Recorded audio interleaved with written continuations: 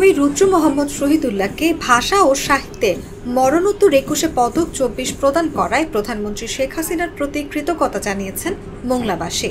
কৃতজ্ঞতা স্বরূপ সোমবার সকাল ১০টায় উপজেলা পরিষদ চত্বর থেকে একটি আনন্দ শোভাযাত্রা বের হয়। উপজেলা শিল্পকলা একাডেমি, রুদ্র স্মৃতি সংসদ, পৌর কর্তৃপক্ষ, ওয়াটার স্কিপার্স, সম্মিলিত সাংস্কৃতিক জোট, লিডার্স ও বাদাবন সংঘের আয়োজনে বের হওয়া শোভাযাত্রায় অংশ নেন স্থানীয় সংসদ হাবিবুন নাহার।